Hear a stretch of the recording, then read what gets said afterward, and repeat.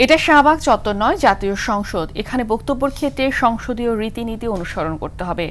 রোববার বাজেট অধিবেশনে নোয়াখালী ৬ আসনের এমপি হান্নান মাসুদের উত্তেজিত বক্তব্যের প্রতিক্রিয়ায় একথা বলেন ডেপুটি স্পিকার ব্যারিস্টার কায়সার কামার। এ সময় স্থানীয় সরকার মন্ত্রী মির্জা ফখরুল ইসলাম আলমগীর বলেন, বিরোধী দল থেকে বারবার ফ্যাসিস্টের কথা বললেও তাদের আচরণেই সেটা রয়েছে। তবে বিরোধী দলীয় চিফ হুইপ নাহিদ ইসলাম বলেন, প্রধানমন্ত্রীর বক্তব্যের সমালোচনার অধিকার বিরোধী দলের আছে।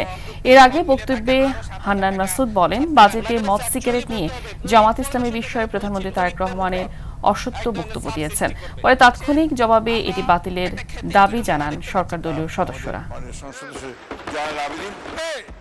যিনি এই দেশের মানুষের মাননীয় স্পিকার, ব্যাংকের ঋণ নিয়ে ইসলামী ব্যাংক দখল নিয়ে যখন আমরা কথা বলতে চাই, তখন মাননীয় প্রধানমন্ত্রী দাঁড়ায় যখন বলে আপনারা সবাই জমিদার যারা ঋণ নেন নাই, এর মধ্য দিয়ে মূলত মাননীয় প্রধানমন্ত্রী ঋণ খেলাপিদেরকে উৎসাহিত করেন। মাননীয় স্পিকার, এই সংসদে কোনো অসত্য বাক্য উত্থাপন করা হোক বা এমন কথা বলা না হোক যে কথায় আমাদের মান সম্মান হানি হয়, সংসদ নেতাকে কটূক্তি করা হয়। উনি কিন্তু ঢালাওভাবে বলে গেলেন যে বক্তব্য অসত্য কথা বলা হয়েছে।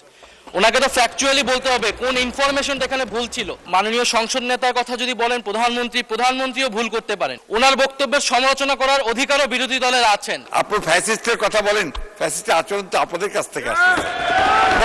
You must allow us to speak.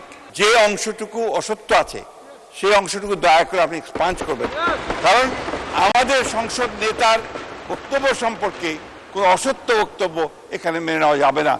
এইভাবে সংসদে যখন খুশি তখন দাঁড়াবেন, that is not the norm. Hannan Masud, দয়া করে বসুন।